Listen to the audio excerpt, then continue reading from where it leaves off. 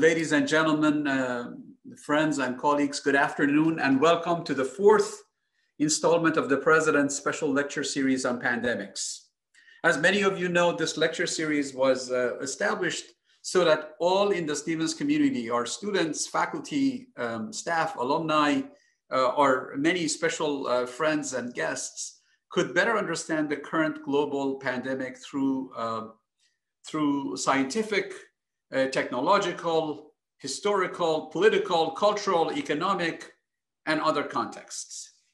I am delighted that so many people have joined us this afternoon for the lecture by Dr. Ian Lipkin and his presentation on the establishment of a global infectious disease epidemiology network. Dr. Lipkin is the director of the Center for Infection and Immunity with the Mailman School of Public Health and the Jon Snow Professor of Epidemiology at Columbia University. Dr. Lipkin is internationally recognized for his contributions to global public health through the innovative methods that he has developed for infectious disease diagnosis, surveillance, and discovery. He's been at the forefront of responses to many of the world's recent disease outbreaks.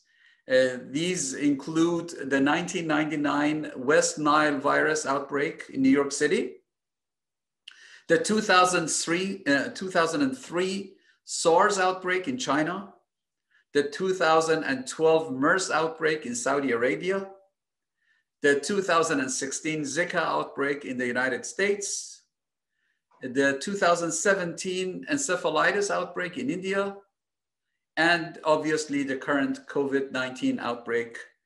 Just before this session, I had a brief conversation with Dr. Lipkin, and he assured me that there is going to be yet another one. And I don't know if he's going to be able to name it today, but we will ask him later. Dr. Lipkin has also done extensive work in HIV/AIDS, H5N1, or otherwise known as bird flu, H1N1, or known as swine flu, anthrax, Lujo, Marburg, and Nipah. Now, you may not have heard some of the names of these conditions because they were actually identified early with the gene sequencing technology Dr. Lipkin developed and were quickly stopped from spreading en masse. So this is a great reason and a terrific opportunity for me to thank Dr. Lipkin for what he's done for humanity, in addition to the lecture that he's going to deliver today.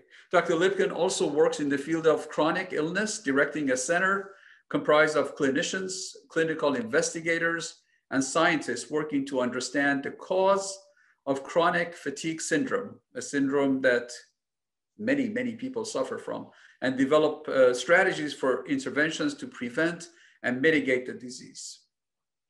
Additionally, in 2008, Dr. Lipkin led a team confirming that the MMR vaccine actually does not cause autism in children. I repeat, it does not cause autism in children. This decisive study caused the Lancet Journal to retract the 1998 publication by Andrew Wakefield, who originally made this claim, citing incorrect findings and ethical violations in the study. So this has been a tremendously important finding. Dr. Lipkin was actually the chief scientific advisor for the 2011 movie Contagion, which actually crept back into viewing rankings this year because of this pandemic experience. In the movie, the world is confronted with a viral pandemic. Viewers see how a virus can spill over from animals to humans, learn how easily community transmission occurs, and get a glimpse into the vaccine development process, a process that many of us are keenly interested in. Dr. Lipkin went to China in late January 2020, at the very, very early stages of COVID-19, to consult with the colleagues at the China CDC during the early assessment of the outbreak, and contracted the virus via community transmission in March. During the summer of 2020, Dr. Lipkin consulted the Democratic National Convention Committee on testing protocols and site safety during the convention. So without further ado, and without taking more of Dr. Lipkin's precious time, I ask all of you to give him a virtual but thunderous applause, welcoming him to this talk and thanking him in advance. Dr. Lipkin, the floor and the screen is all yours. And you're on mute. Thank you very much, President Farvardin. We're going to have a momentary delay while we get things set up with screen sharing.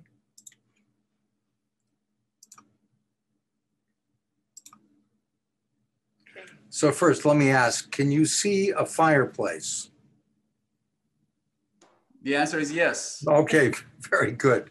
Okay, so this is what a gene hunter's fireplace looks like. It's surrounded by trophies, bacteria, fungi, viruses, and so forth, because essentially what we do is small game hunting, microscopic game hunting. And I'm the Jon Snow professor here at Columbia, and I'm named for the individual who arrested the cholera outbreak in London in the mid-1850s. This is a picture of London. You can see momentarily Broad Street, where there was a famous pump. And Jon Snow, who was an anesthesiologist and the first infectious disease epidemiologist, identified as a risk factor people who drew water from this pump. And he, in this cartoon, is shown breaking off the pump handle and arresting the cholera outbreak. So this is a very tough, very tall order to live up to. And of course, we can't do anything quite that dramatic. We do the best we can by trying to map the emergence of various infectious diseases. We've listed the highlights here. These are almost all what we refer to as zoonotic infections. Zoonoses are infections that begin in animals and move into people. 70% of emerging infectious diseases are in fact zoonoses. And this hotspot map indicates those areas where these infectious agents are most likely to emerge. And I've outlined, as you can see in a red highlighted box, SARS-CoV-2 coming out of Hubei province. Now, if I had to guess where we would have seen the first appearance of this virus, it would not have been in Hubei. It would have been more likely in Guangzhou.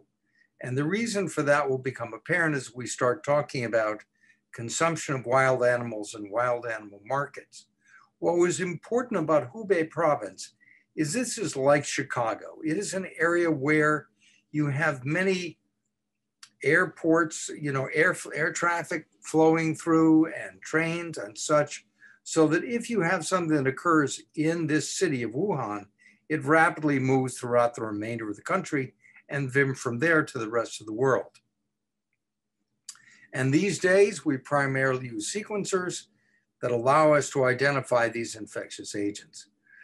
Now, I got into this field not deliberately, but rather as a function of the clinical work that I was doing during my second residency. I started in internal medicine and then I shifted to neurology. And while I was in San Francisco, we had the appearance of HIV/AIDS. And initially, we didn't understand the cause. We didn't even know for certain that it was an infectious disease until we found that there were babies that were becoming infected who had been exposed through the receipt of blood products. Then it became clear that it was something that was transmissible.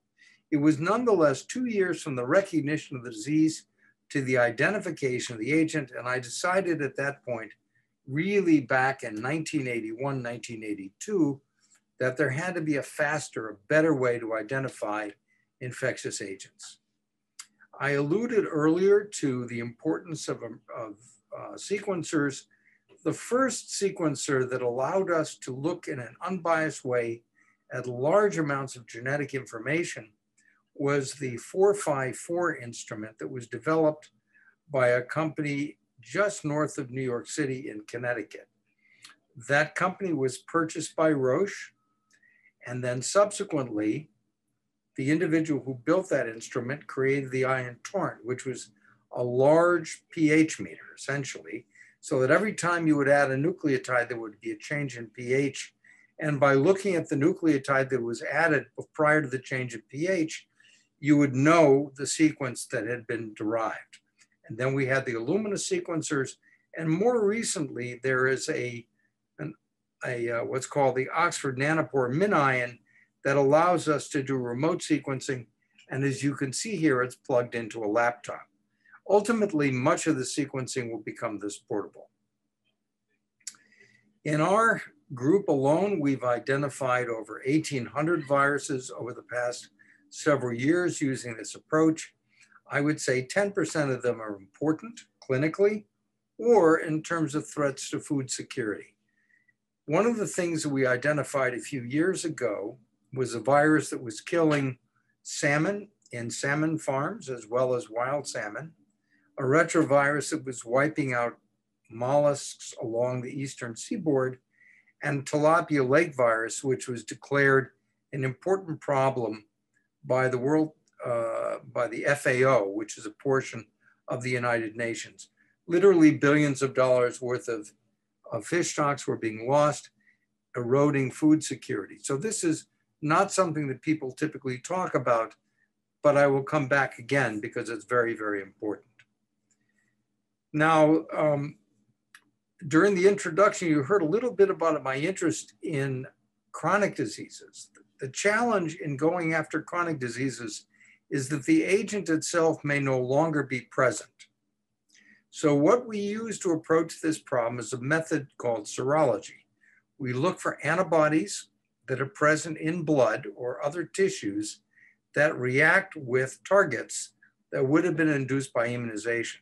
So if you are immunized by infection or by receipt of a vaccine, you develop an immune response, and that immune response can linger for a very long time. So what we've done is to create microarrays that have hundreds of thousands of targets, protein targets, that we can resolve using various lasers that tell us what was present, what bound in a specific location. So by putting together the direct molecular detection systems and the serological systems that let us look for footprints of earlier infection, we can get a picture of what infections an individual might have seen. Now, why is this important? In cancer, chronic fatigue syndrome, autism, schizophrenia, other types of chronic diseases, early life exposures, even during gestation, before you've even been born, can have an impact on the growth of the nervous system or predisposition to cancer. So it's not just your own genetic makeup. One of the questions that frequently comes up is how many viruses are there yet to be discovered? What is the uncharted territory about which we need to be worried? Several years ago, we decided to approach this problem by looking at one small area, at one animal, and just characterizing as best we could all the viruses present, and then extrapolating from that to all known vertebrate animals and all known mammals and so forth. And by using this approach, we estimated that there were a minimum of 320,000 viruses remaining to be discovered. We then did a cost-benefit analysis and said, if it cost us $6.3 billion to characterize them all, what would this represent in terms of the cost of an outbreak like SARS or H1N1 or so forth? Now, with this one disease that we're confronting today, the estimates are that this may cost us 10% of the global GDP, which is measured in trillions. So this would have been a very, very modest investment. And at one point, we were in conversations with World Bank about trying to do this. Now, we don't have the ability to look at raw sequence data and tell you what will become the next viral pandemic. So I'm sorry I can't tell you that, but we are getting closer to having those sorts of predictive heuristic models. What are the factors that come into risk of these emerging. So we've listed here on the very left side of the screen some of these important agents that have emerged. SARS-CoV-2, obviously very important. Marburg Ebola, we now have another Ebola outbreak in Africa that many of you may have heard about. Also influenza viruses, which are highly transmissible. And almost all of these risks are anthropogenic. These are self-inflicted injuries. Changes in the way that we use land, access to wild animals, consumption of bushmeat, antimicrobial agents that lead to drug-resistant bacteria. The list is shown over there as well. Once an agent emerges, it is rapidly everywhere. So this is sort of a New Yorker's view of the world, or a Hoboken view of the world, if you will, where we've looked at JFK, LaGuardia, Newark, and you can see the number of passengers coming into our greater metropolitan area, 140 million annually, and the cargo, roughly 1.4 million tons. And all of the nonstop flights are shown up above. So whatever comes into Newark or to JFK is rapidly dispersed throughout the United States, either from those airports or via LaGuardia. And you would get a similar picture if you looked at New Delhi or Mumbai or Hong Kong or Beijing. It's very, very similar.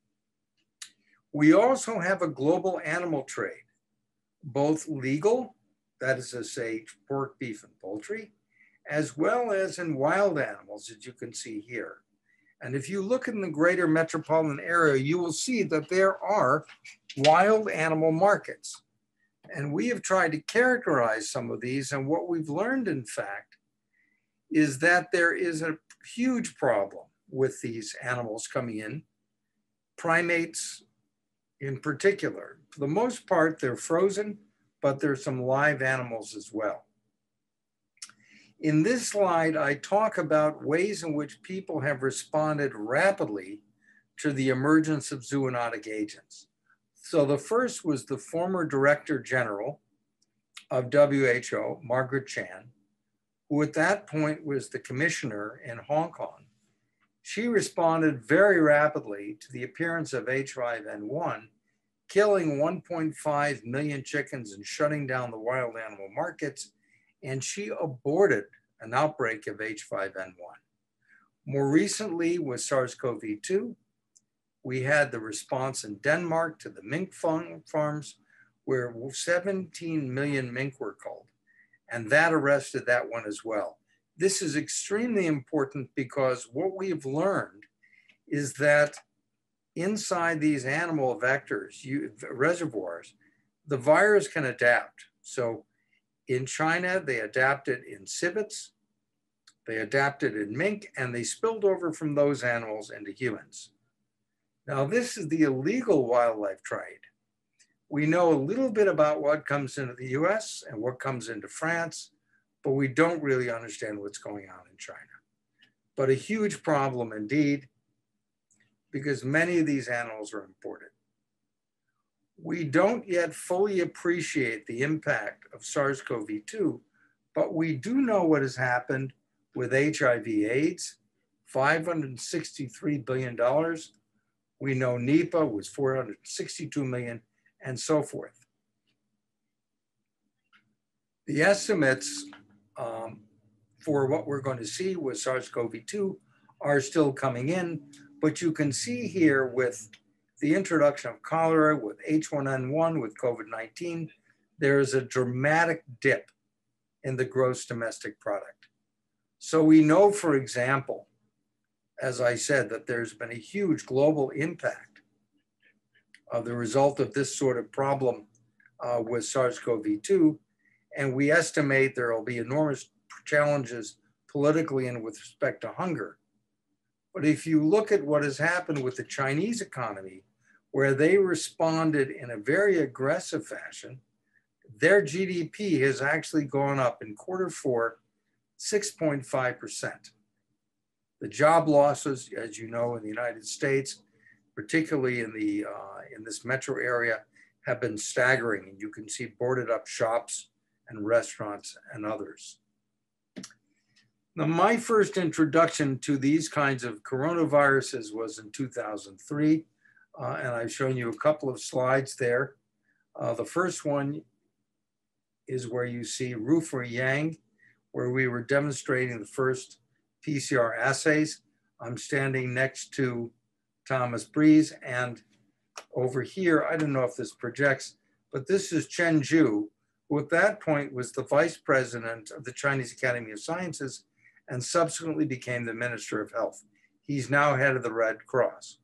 This is Zhongnan Chen in 2003, and this is Zhongnan Chen in January 2020, and this is me with a few more pounds. But you know, these things happen. So in any event, you can see now the challenges with SARS-CoV-2. Look, for example, worldwide at the number of cases. And if you look at the number of cases per million, it's 14,115.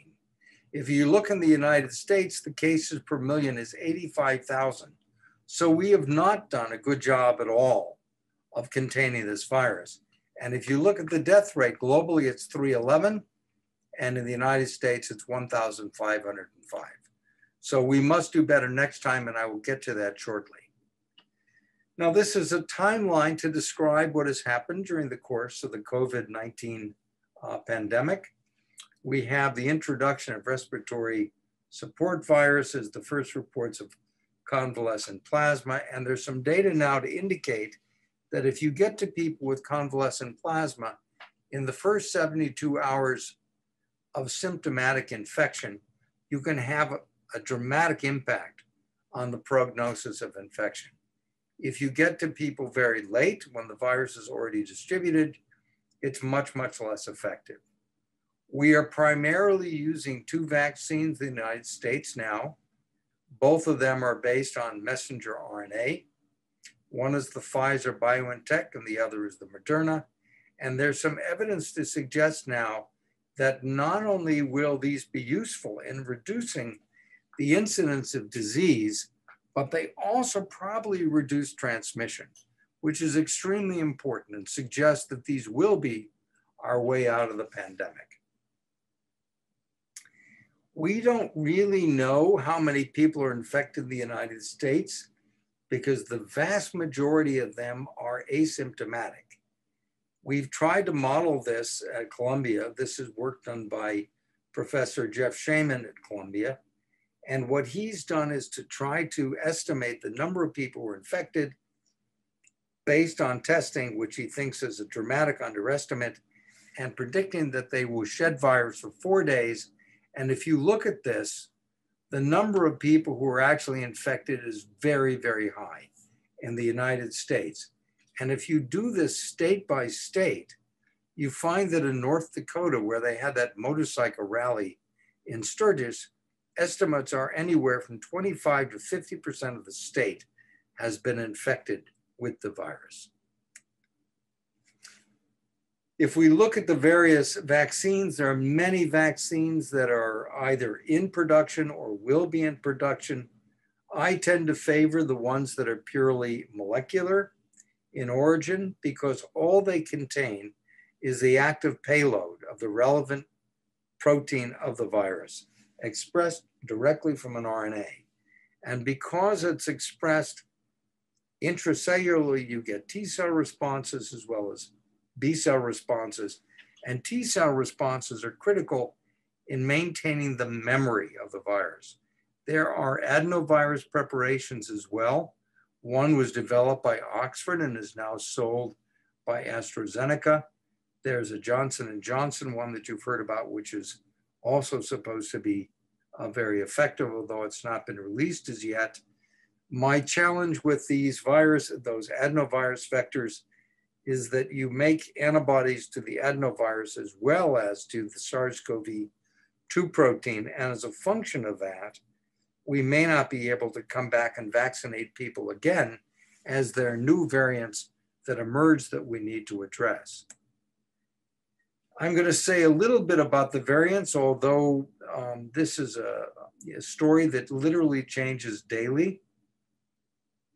The first virus that emerged in China may have been less transmissible than the one that we've seen more recently.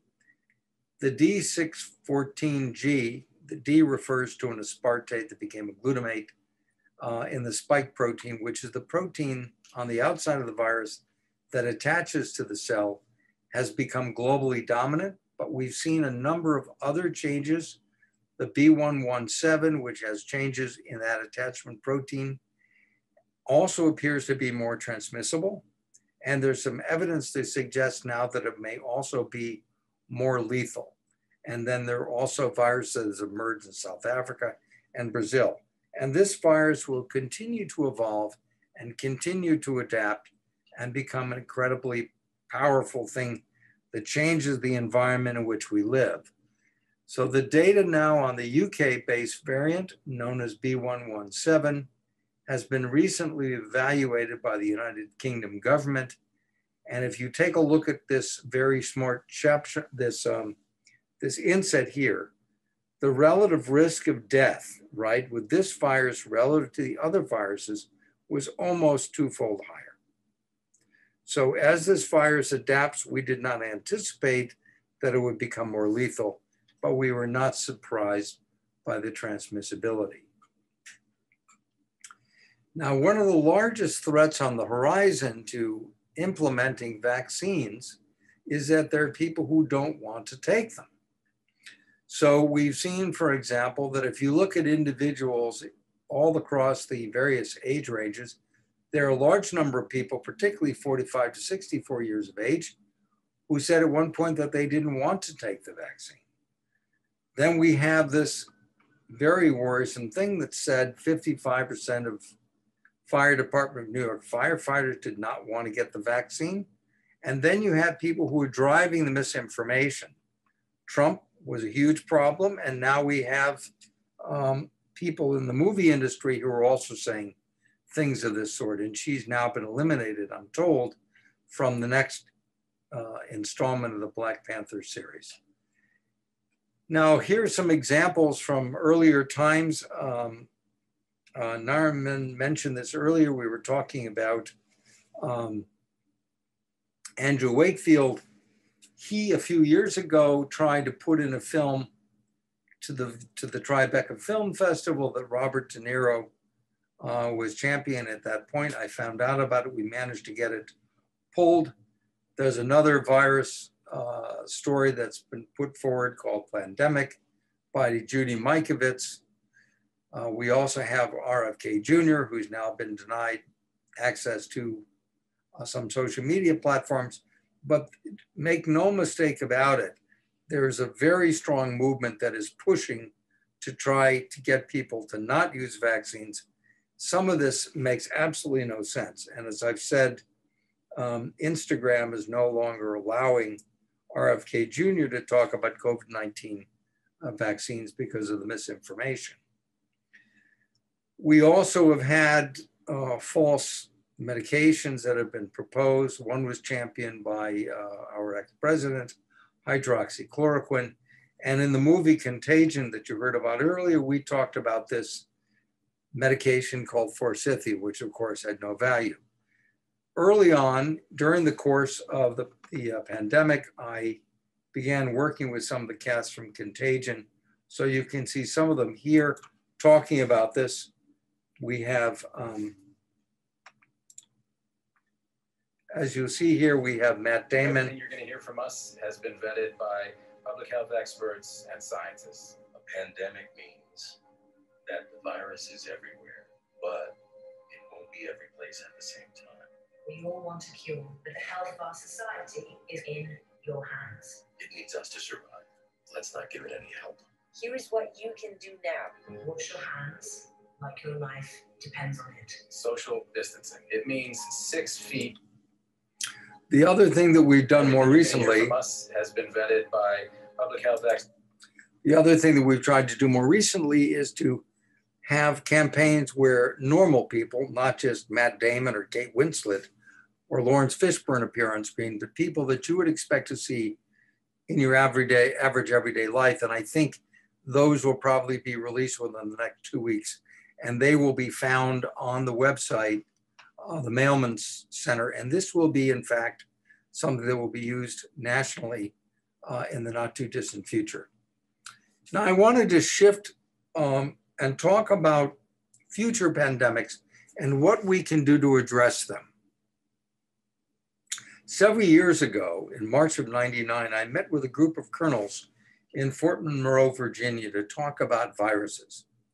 And at that time, we had an animal virologist, me, a plant virologist who was talking about threats to food security, and a computer virologist. And back in 1999, people weren't really talking about computer viruses very much. And of course, now we know that this is an extremely important threat to us all.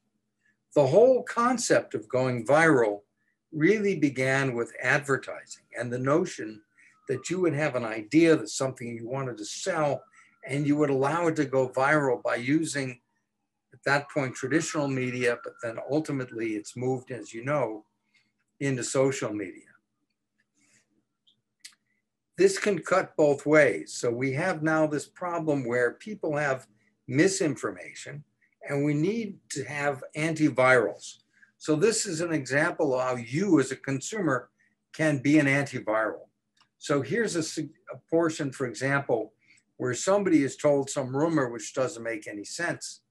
And if you don't send it to a group chat, then that's the end of that rumor tree. Here's somebody who gets it, double checks the facts, and then doesn't transmit it after finding out more. Here's a person who gets his news, instead of receiving it this way, gets from trusted sources. And here's a person who is cynical and says, there's no data. So it's very important that you, as people who are thinking and interested and so forth, find ways in which you can interrupt this chain of misinformation. Now, one of the other things that we're trying to do is to find ways in which we can prevent the next pandemic. Not only arrest this one, but address these in advance. So with support from Jeff Skoll, who is an engineer who was the first president of eBay, which was obviously a sharing platform, we've developed this program called the Global Alliance for Preventing Pandemics. And our strategy is that we find ways in which we can data share information that's been acquired on the ground throughout the developing world, particularly in areas where we think there's a potential for new infectious agents to emerge. We automate nucleic acid analysis, we automate serological analysis, we provide platforms where people can actually pursue clinical trials with vaccines, with drugs, and move them along much more rapidly. The other thing that's very important that I would ask you all to do was to think about ways in which you can educate people. Now, I have a very unusual platform because people frequently ask me to consult on movies and television and so forth. So this was Contagion, which was my entree to this. We have a biological weapon that will ultimately be described in No Time to Die. The latest James Bond film. This was a game that some of you may know about. This was work that we did with the Directors Guild of America in making it possible for them to film again. And this was Utopia that was briefly on Prime Video. So with that, I will simply close with this very interesting observation from several days ago. Matt Hancock, who is, was charged with trying to develop a vaccine strategy in the UK, talked about the fact that he actually used Contagion to plan for how he was going to promote the vaccine and take it from not only the stage of engineering the vaccine, producing the vaccine, but getting people to take it and finding ethical ways in which that could be achieved. So thank you very much for your attention, and I look forward to your questions, because as I've learned, for me, this is the most educational portion of the presentation. Thank you. Dr. Lipkin, I am the one who thanks you for a combination of a fascinating, informative, and extremely insightful talk. You even managed to bring Matt Damon to the screen in this seminar, and we haven't had celebrities of his ilk in our presentations. We appreciate it very much. As you mentioned, and after this extremely informative presentation, it is time for Q&A. And I'd like to ask the audience to submit their questions using the Q&A tool at the bottom of your screen. And I thank Professor Teresa McPhail from the College of Arts and Letters, who has graciously agreed to serve as moderator for the Q&A segment and will pose questions to Dr. Lipkin. Dr. McPhail is a researcher who focuses on the culture of public health. Teresa, take it away from here. Thank you. Thank you. And thank you, Dr. Lipkin. This was wonderful. I will do my best to get to scroll through the questions and moderate. But to start us off, I was wondering if you could talk about, so you mentioned the 320,000 estimated possible viruses that are out there that we don't know about, remain to be discovered.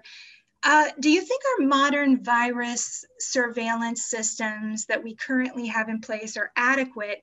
And how would you go about altering the systems we do have? I know we have one for influenza, for instance, but just how are we going to capture some of these unknown viruses? Could you speak a little bit to that? So the question is, how do our surveillance systems measure up to the challenge? Yes. And the answer is that they don't, but I don't think that it's an impossible problem for us to address.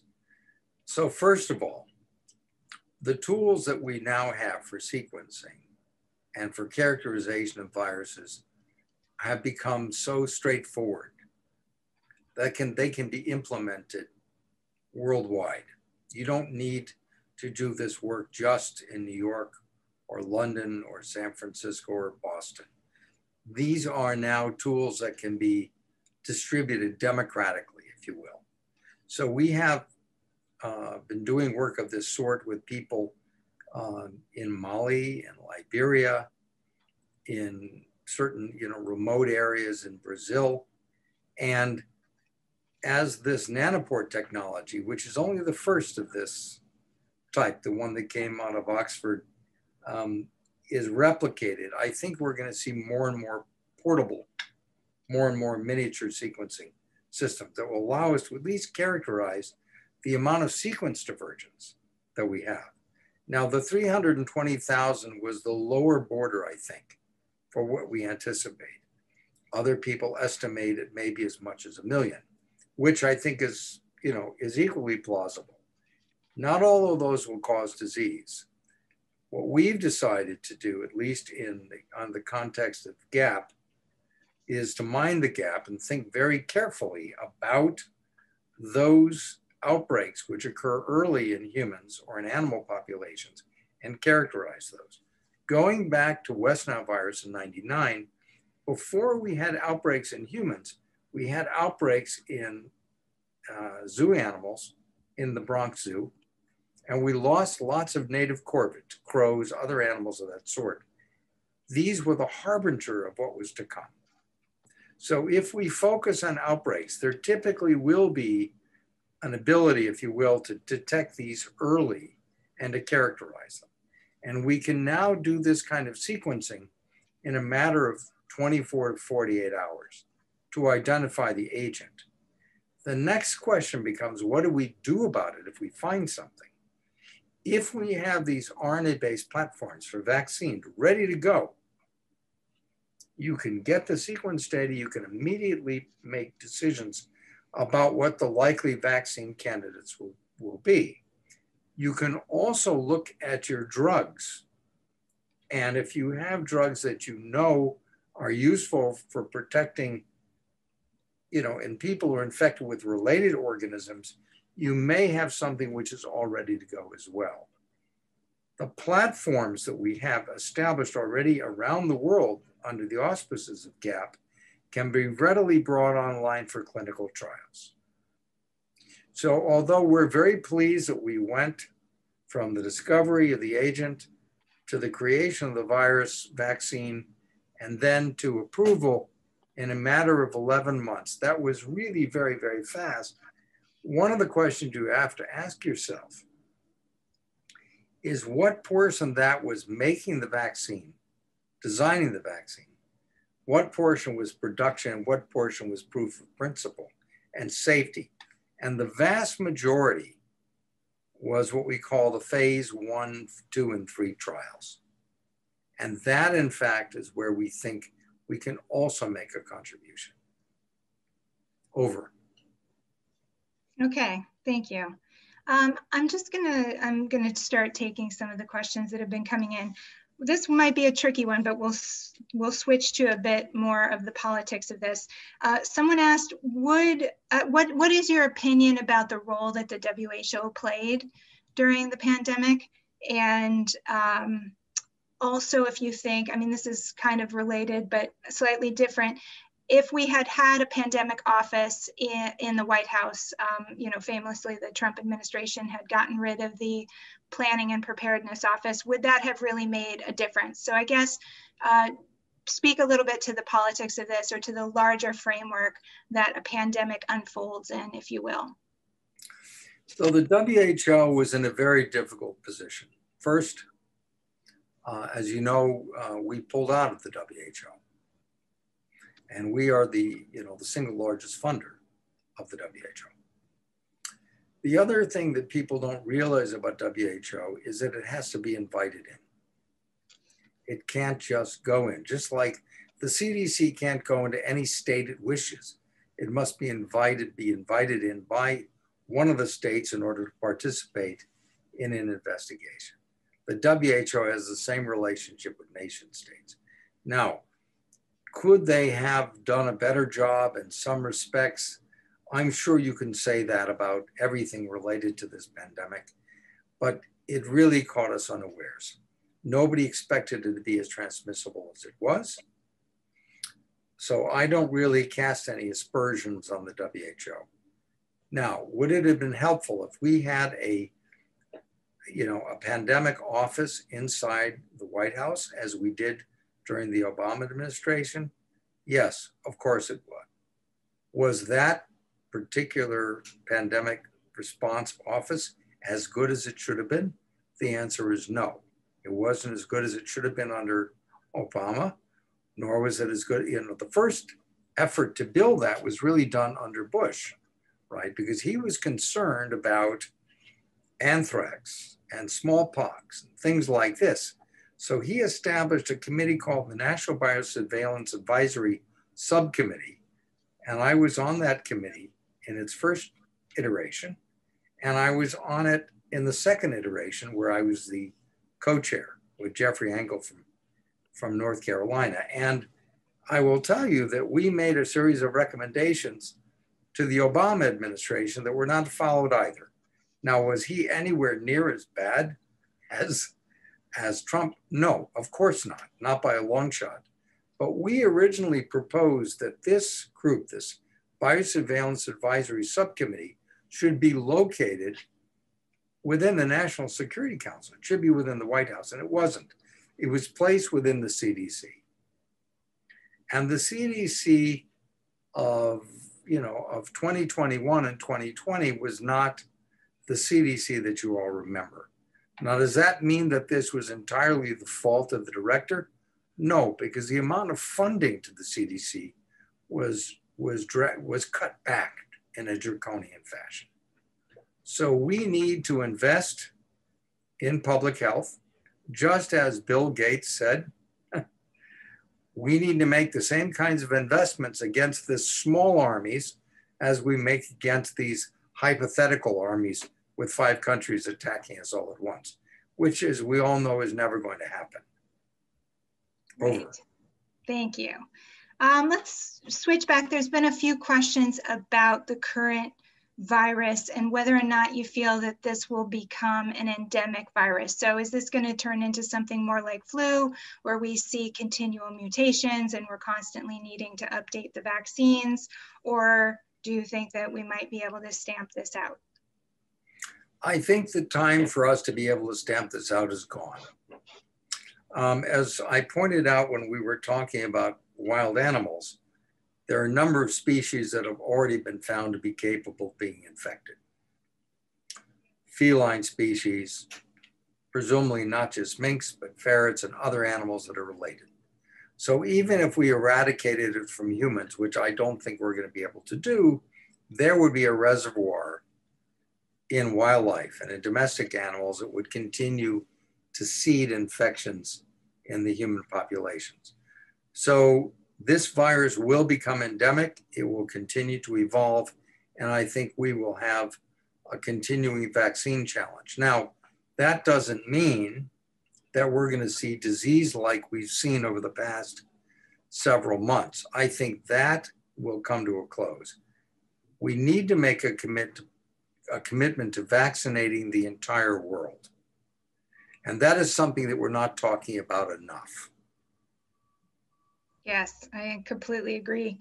With the vaccines that we currently have, so once they become ineffective, if they become ineffective in some of these newer strains or developing strains that we haven't seen yet, an interesting question is, will they have to go through the same phase trials, or will it be more like the flu vaccine where they just, like Moderna is going to modify it and it won't have to go through the same trials, or will they?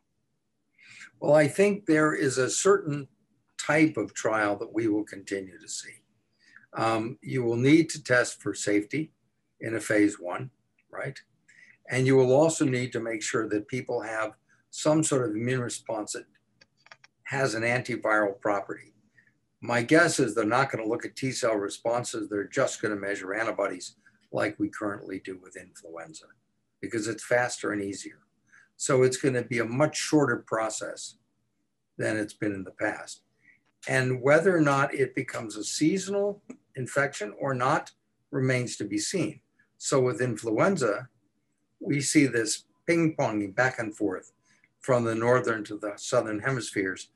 And we look at what's circulating south to make decisions about north and vice versa. So in short, I think the virus is going to become endemic. I think it's going to have reservoirs in wildlife. And I think we're going to be continuing to modify these vaccines. Okay, to go back to the virus tracking, what are the limitations, do you think, of virus tracking? So it's great, but someone asked about consent. So you mentioned, the WHO has to have consent to go into a country. So what about individuals or nations that don't want to be tracked, don't want to allow access onto there? I'm thinking about, like, for instance, famously in the Pearl Delta region, duck farms. Like, what do you do about areas that don't want to be surveyed or have concerns about privacy? And how do you balance those against global safety and prevention of pandemics? Well, there are many things that you've asked about there that are challenging, and there are reasons why people are reluctant to share data. Now, if you're talking about individual patient data, most nations want to know if there's an individual who's infected with some agent that's a threat to the larger population. So contact tracing, which is what we now do here in the US and elsewhere, I think is something that is going to continue. You can get a lot of information about what's circulating in a given area by looking at sewage. So people are actually doing extracts of sewage, sequencing it, looking for changes in the composition of the viruses that would be present in that location. That is by definition de-identified. So it doesn't really link to a specific person in a population, it links to an area. Now, countries may or may not want to share this. However, in 2005, all the nation states of the United Nations signed to something called the International Health Regulations of 2005, where they said, in fact, that they would provide timely, accurate data on what was circulating inside their countries. So we need to get teeth, to these kinds of agreements. And you're right, sometimes the politics is the most challenging part. What I have found is that there are some countries that are more concerned about intellectual property and colonialization. So if you, in advance, as I suggested with my talk, make it possible for people to be part of an organization where they share everything from, credit for having made a discovery to any intellectual property, which would then allow them to get access to vaccines, they will be much more likely to join with you in this kind of work. That's great. So kind of avoiding the Indonesia when they refuse to share their flu samples, trying to get ahead of a situation. So we are working very closely with the government in Indonesia. I helped them build a BSL-3 laboratory, and we are helping them learn how to do certain types of sequencing. Great.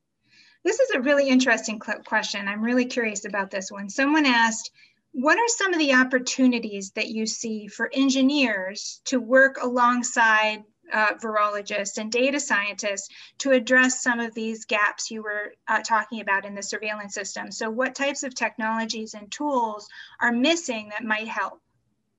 Well, I love working with engineers because I tend to be a very practical, solutions-oriented person. And I find that engineers are kindred spirits in this way. So I work with somebody named Ken Shepard in the School of Engineering, who has found a way in which we can take chips, like SIM chips that you use in cell phones or whatever, and we have carbon nanotubes. We etch them, we put in oligonucleotides, and you get a binding event. It tells you what was present within a sample. So there's no PCR amplification. It is a binding event. And then at the back end, you have engineers who specialize in certain kinds of mathematical computations who can then make some sort of an assignment of what's present within a sample. So it's electrical engineering, mechanical engineering, surface engineering, as well as computer engineering, all tied into these sorts of issues. In addition, we have challenges with getting samples that need to be stored from a desert in Saudi Arabia back to the United States without thawing.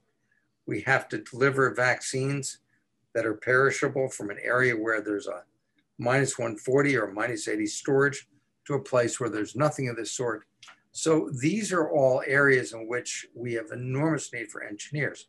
Now, if there are people in the audience who are engineers who would like to help us find ways in which we can sort through the serological data we have, which is extremely difficult. We need help with applying AI to assign antibody responses. So please do be in contact with me. If anything triggered something for you, we'd be very curious to know how we can do this. In addition, several years ago, there were some engineers with whom I worked who had found a way to design microneedles where peptides and proteins and nucleic acids were attached to this sort of needleless platform where you took a piece of tape, like a Band-Aid, and you applied it on the skin. And these nanoneedles went in just so far as to present antigen to dendritic cells, the antigen presentation cells that elicited a profound and dramatic and effective immune response. So there's an enormous amount of potential to contribute through engineering. Great, thank you. And this is a really, several people have asked this one. What talking points would you suggest to help counter the skepticism that friends and family are having about the vaccines, especially the new technology mRNA vaccines? So vaccines in general, but also the new tech. what talking points or outlets might you point them to, especially if they are tending to go to conservative outlets? So how do you get in there? Like, what are the talking points? Are there any places you can point them that would make a difference? So one of the things I've learned is that the term, the phrase talking points rarely gets you anywhere. And I'm going to tell you why I mean that. I'm not being facetious, because I used to be a fan of talking points. What I've learned instead is that you need to ask open-ended questions that allow people to, so for example, if you were to tell me, I really don't trust this vaccine and so forth, I would ask you, so what is it you don't trust about it? And then you would have to say, well, there's these nanobots that are inside the vaccines. Oh, really? So how would that work? How small are they? And how do they know where to go? And how do they, in fact, populate your body and report back to, the DNCC, okay? Or, or for example, so I understand that you're concerned about vaccines and you think that, there are all kinds of side effects. Let me ask you a few questions about that. What do you think is, the risk factor to you, right? The risk to you if you don't get vaccinated? What would happen if you acquired a SARS-CoV-2 infection? What is your risk? Do you know? And what you do is, instead of making points, which just has people move back like that, you engage them and you ask questions and you sort of have them begin to think slowly about it. Now, will you persuade them? I don't know. But there have been people who've used this kind of an approach now and have found the data that I saw, which had to do with sort of political questions. And this was an instance where there were people who were trying to promote things like, acceptance of people who had different views of sexuality. Or like, what do you think about gay marriage? I think they were doing this in Georgia, and what they found was that 1 in 10 people could be actually brought around to vote for gay marriage. And they took the most sort of, the biggest contrast they could think of to test this model. But what they learned was that canvassing door to door with talking points, saying, I'm going to talk to 100 people today, and I'm going to spend 5 minutes each with them, didn't work. But if they sent one person around who was going to talk to 8 people and was willing to invest half an hour or 45 minutes, they actually were able to change the minds of 1 or 2 people every single day. So ask open-ended questions. Thank you. That's great. And then just one or two last questions. One is, can you talk a little bit about the long-term, some of the people that seem to have extenuated, like that they're not having an acute problem, that they're having symptoms months after. Can you talk a little bit about what we know about that, about the syndrome that's following the infection? Yes, so I've just written a review article with Tony Komaroff about this. And it was interesting to survey all the literature and everything we know about this. And we learned a great deal in the process of writing this review. So the term that some people use is long COVID. I don't like that term. It's not actually going to last. The term that's not now being used is post-acute COVID syndrome, or PACS. I don't know that you like that any better, but that's what it's going to be, the post-acute COVID syndrome. It's probably not one syndrome. That's the first challenge. So you have people who, as a result of the infection with this virus, which goes every place, there's an ACE2, an angiotensin converting enzyme type 2 receptor, which is the cells that line blood vessels, the liver, the brain, lining of the nose, all sorts of areas where you wouldn't necessarily expect to find this particular, or the kidneys. Every place you have this receptor, the virus can cause infection. In addition to that infection, you also have the immune response, and the immune response can have bystander effects. So when you send out something which is designed to kill a cell, you know, some sort of a chemical that kills a cell, some of it spills off. It's sort of like a shotgun. It's not a rifle. The immune system is not, it's good, but it's not as good as we'd like it to be. So you have damage that's due to the virus to the heart and to the lungs. That alone, with the impairment in gas exchange and the impairment of contractility to the heart, can result in fatigue. Then there's a group of people who don't have that so much as they have other problems that we don't fully understand. And what we're trying to do now is to compare the biochemistry as we know it from muscle tissue and from blood from people who have this post-acute COVID syndrome, not due to cardiac damage so much or lung damage, but presumably due to damage to mitochondria. These are organelles in the cell that are responsible for generating energy. These organelles can be damaged. They release cytokines, which make you feel ill. And in addition, because the mitochondria are damaged, they can't be as productive with respect to energy metabolism. So you have that problem.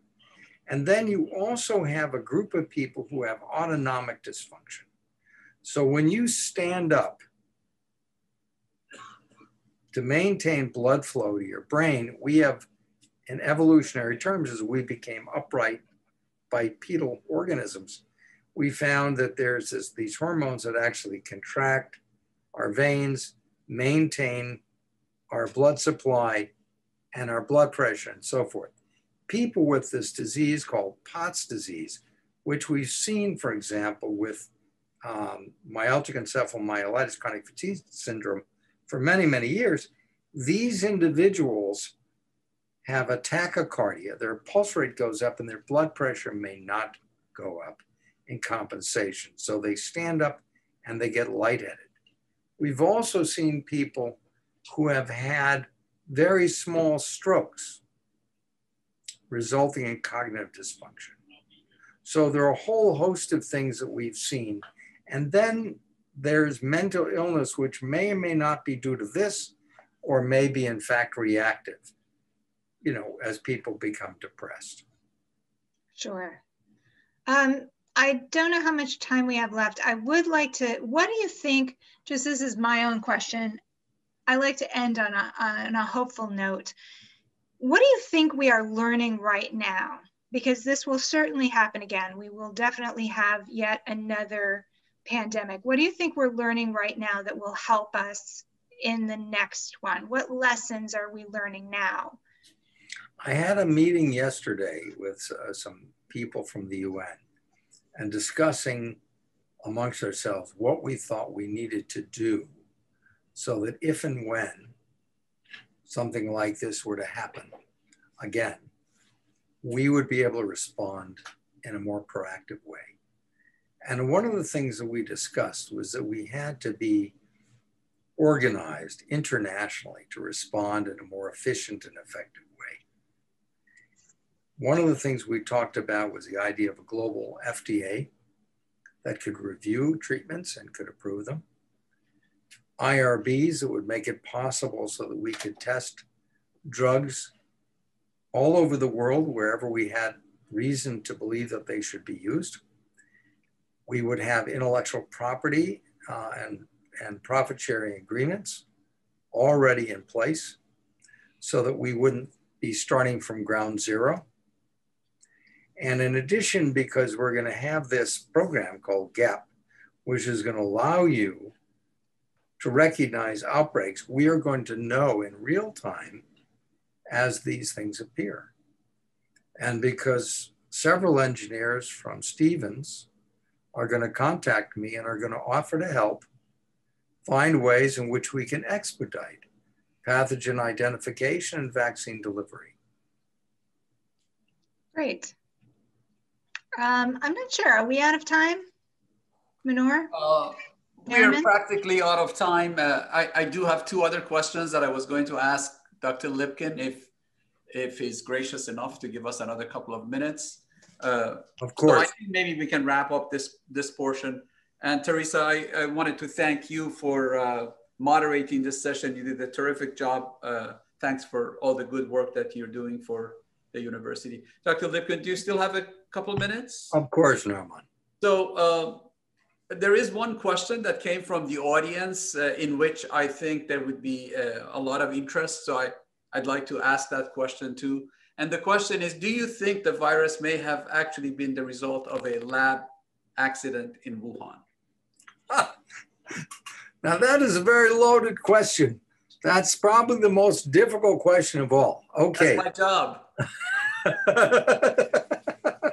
So in April, I worked with 3 colleagues in writing a review of the origins of the virus, because people were describing, you know, their notions as to how this was some deliberately concocted virus, you know, that was made, you know, with nefarious intent. So we looked at the virus and the sequence of the virus, and we decided that there were none of the telltale markers that we would have seen if the virus had been deliberately engineered. First of all, the sites that are used in the various for cloning to facilitate changes in the sequence of the virus that had actually been given to people in Wuhan by a colleague of mine at UNC were not there. So that was the first thing. Then the second thing is the various sequences that had been modified were not ones that we would have predicted would have had an effect. So if you look at that, you say to yourself, well, if I can't predict it knowing everything I know about coronaviruses, and neither can any of my friends who have studied coronaviruses for 30 years, then clearly there's no way we could have engineered this. So that was the other point. Then the third point was, we've only begun to realize sort of more recently, and that is, look at the way this virus is evolving to become more transmissible. It clearly has the capacity to do this without any help from any human being who wants to make a more pathogenic virus. And if you actually look at some of the sequences that have changed, that have evolved, we're seeing convergent evolution. So as it's been adapting to humans, you're seeing changes in viruses that are separated by thousands of miles that are deciding, hey, look, I'm adapted to this new environment. This thing changes. This makes me more evolutionarily fit. So these viruses, first of all, they don't exist as a unitary sequence. There's a swarm of viruses like so. And what happens is it moves from one host to another. This swarm, this bell curve shifts. So the new mean is no longer here, it's there. But the potential to be more like this was always there. And in this new fitness strategy, it begins to slowly evolve. And every time it goes through a replication cycle, the most fit virus is the one that begins to predominate. Now, can I exclude the possibility that somebody was working with a virus and the virus escaped in some way? I can't. But there's no evidence that that's the case. And we know that viruses are continuously emerging in nature. And that is much, much more likely. Got it. This is very, very helpful. I have a second question about vaccines. And since we have spent so much time about vaccines, I think it would be appropriate to ask this question. If you recall, before the 2 vaccines that are being deployed in the United States were approved by the FDA, Russia announced that they have a vaccine and they're going to administer their vaccines. And actually, China developed a vaccine early on, which they started administering on in the military, and now it's being much more widely used. And I read recently that WHO just approved the Russian vaccine. Most interesting is that Germany, a very scientifically and technologically advanced country, is contemplating purchasing vaccines from China and Russia. So my question is this, do Russia and China have a more advanced vaccine infrastructure? Do they have a less rigorous testing methodology? Do they have a less inefficient bureaucracy? Is it all of the above? Provide some insight. So the first Chinese vaccine was a killed virus vaccine. Killed virus vaccines don't have the ability to really induce a strong T cell response, which is the one that's associated with immunological memory. They can present the proteins, and you can get an immune response, and you can make neutralizing antibodies, and there will be some protection associated with those, but it's not going to be an enduring immunity. It's not going to be as good as what you get if you present from the inside of the cell as opposed to the outside. So that's the first thing. And they used it very, very rapidly. And it's true that there's a lot of it, and you can make it very, very easily. And it's a stopgap measure. I don't believe the data on the Sputnik vaccine, because of the adenovirus vaccine, how can it be better than the AstraZeneca or the Johnson & Johnson vaccine? It can't. It's the same principle.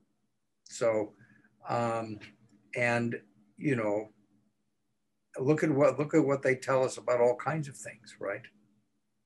You know, so I don't think that makes sense. But what people will tell you, if they're desperate for a vaccine, I'll take any vaccine. Now, the company in Mainz, Germany, BioNTech, that made the vaccine that's now being sold by Pfizer, yeah, did that based on structural modeling information that came from NIH, from the NIH group that was responsible for coming up with that initial vaccine. So the intellectual property, the insight, I would say, that came out of work that was done primarily by this group at NIH resulted in the vaccine that became Moderna and became Pfizer. How do you the concept there was, how do you stabilize an RNA so that it's going to make a protein that's going to be expressed in the correct way without all the other components? What's nice about that vaccine is that it doesn't have any of the extraneous components that suppress the immune system, which is always going to be a problem with an adenovirus, because you're going to make antibodies to the adenovirus that are not relevant to the target that you want to hit, which is the SARS coronavirus, right? Mm-hmm. Very interesting. Very good questions. I thank you very much. Listen, this has been an absolutely fascinating presentation. You've been oh, it's been fun. Amazing with and amazingly generous with your time and with your sharing of your knowledge, which is an unlimited reservoir. So I thank you once again. I know the entire audience, which has stayed with us by and large until this moment. We are all immensely grateful to you for what you did for us. And I hope we will have a chance to invite you to campus. Last time when we spoke, you made some compliments about the buildings behind me. If the timing works out and we can invite you to campus at a time that coincides with the completion of this construction project, I invite you to join me for a nice meal on the top floor of one of those two towers. That's terrific, particularly if you make the famous Persian rice. We will do that, and I will speak with my wife, who is an expert in doing that. We would be delighted. Thanks again. This has been terrific. I appreciate it very much. My pleasure. Thank you. Bye-bye. Stay safe. Thanks. Same to you.